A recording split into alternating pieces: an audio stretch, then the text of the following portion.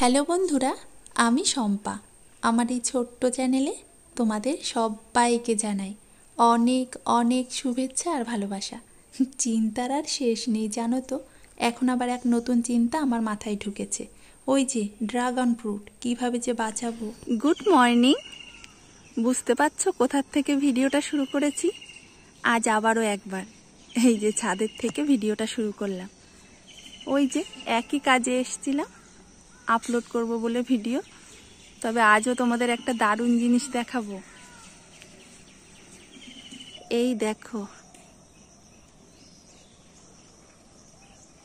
আবারও গাছে ড্রাগন ফ্রুটের ফুল এসছে, কিন্তু একটু খেয়াল করো, দেখো এত ছোট্ট ছোট্ট, এখন থেকেই কত পিঁপড়ে পুরো ভরে গেছে।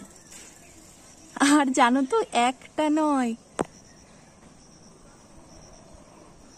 16টা 16টা ড্রাগন ফ্রুটের কুড়ি এসছে জানো। তবে সবগুলোতেই জানো এই রকম পিঁপড়ে ভরে গেছে। দেখো এখানে এতগুলো,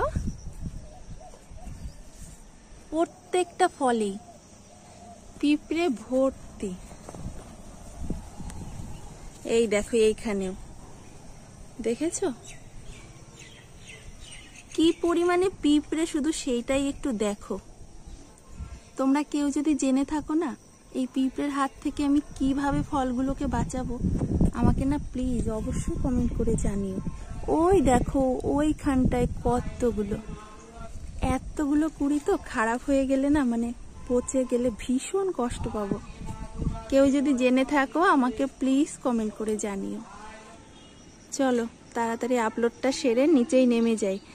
সব কাজগুলো দেখো আমার দিকে হা করে তাকিয়ে বসে আছে। আমি কতক্ষণে নিচেই নামবো আর কাজগুলো হবে। চলো আর বেশি দেরি করব না। গাছখানা তো লাগিয়েছি সে 3 বছর হয়ে গেছে, তবে এতদিন ফল হতো না, সে এক রকমের ব্যাপার ছিল। আর এখন চোখের সামনে এইভাবে কুড়িগুলো নষ্ট হয়ে যাচ্ছে, এ না একদমই সহ্য করা যাচ্ছে না জানো তো। দেখি আজ একটু ফোনটা ঘাটাঘাটি করে দেখতে হবে কিভাবে আর কি এই ফুলগুলোকে বাঁচানো যেতে পারে, যদি বাঁচানো যায়। এই দেখো সকাল সকাল আমাদের খাওয়াও শেষ হয়নি, একখানা পার্সেল এসে হাজির। ফ্লিপকার্ট থেকে না এখন বেশ সকাল সকাল দেখি এইভাবে পার্সেলগুলো দিয়ে যায়। এটা আমাদের কিন্তু সব থেকে বাড়ির ক্ষুদে সদস্যর পার্সেল। সকালে সবার খাওয়া হয়ে গেলেও আমার কিন্তু একদমই খাওয়া হয়নি। এই যে চানটা সেরে এলাম, এবার পুজো দিয়ে তারপর খাবো। জানি না ভালো অভ্যাস না খারাপ অভ্যাস, এটার জন্য আমি অনেকের কাছে, মানে এ বাড়ি ও বাড়ি সবার কাছেই অনেক কথা শুনি জানো তো। তবে না একদমই আমার ভালো লাগে না। এই যে চান করে পুজো দিয়ে তারপরে যদি আমি খাই, একদম তৃপ্তি করে খেতে পারি, না হলে না আমি যেন শান্তি পাই না। তো আমার মনের শান্তি যেটাতে হয় আমি সেটাই করি, কারোর কথাও একদম শুনি না। তারপরে এই যে দেখো তুলসী পাতা, একবারে না অনেকটা তুলে রাখি। প্রতিদিন তুলতে গেলে অনেকটা সময়ের ব্যাপার, তাই একবারে অনেকটা তুলে একটু জল দিয়ে ধুয়ে কৌটোয় করে রেখে দিই, তাহলে অনেক দিন ভালো থাকে। মোটামুটি 4-5 দিন তো ভালোই থাকে, কিচ্ছু হয় না, আর সময়টাও বেঁচে যায়, পুজোটা তাড়াতাড়ি হয়ে যায়। আর হ্যাঁ, পুজো সেরে কিন্তু আগে খেয়ে নিয়েছি, তারপর মিমিকে বসলাম পড়াতে।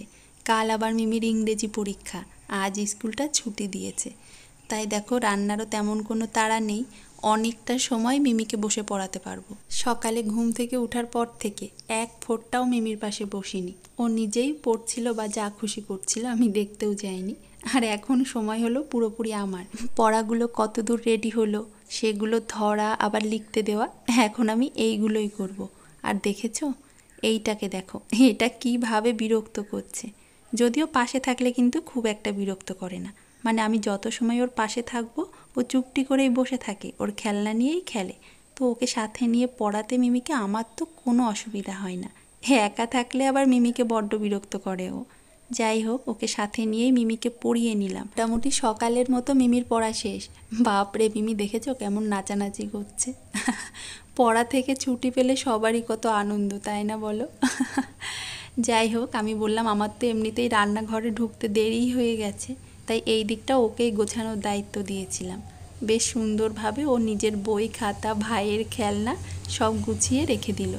তারপরে এই যে একখানা ক্যাডবেরি খাওয়ার বড্ড শখ হয়েছে তার, তাই আবার একখানা ক্যাডবেরি নিয়ে বসেছে। খেতে। মিমিকে পড়াতে পড়াতেই না মাঝে মধ্যে সুযোগ করে একটুখানি সবজিটাও কেটে গুছিয়ে এলাম, তাতে করে রান্নাটা আরও ঝটপট হয়ে যাবে। আর রান্না করতে করতেই দুই ভাই বোনকে চান করিয়ে দেবো। ইচ্ছা করলে তো হবে না, ওর এখন এগুলো খেয়ে সহ্য করার মতো ক্ষমতা তৈরি হয়নি। Thank you.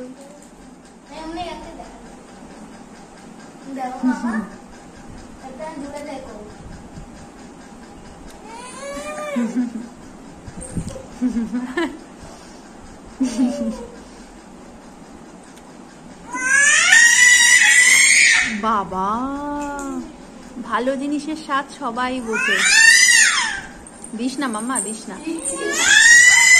আসো আসো আসো আসো আসো, খেয়ে নে মাম্মা। চলো আমি তাহলে রান্নাটা এবার ঝটপট সেরে নিই। আজ ভিডিওটা এখানেই শেষ করলাম। কাল আবারও ফিরে আসবো আরও একটা নতুন ভিডিও নিয়ে। সবাই ভালো থেকো আর অবশ্যই অনেক অনেক আনন্দে থেকো। টাটা।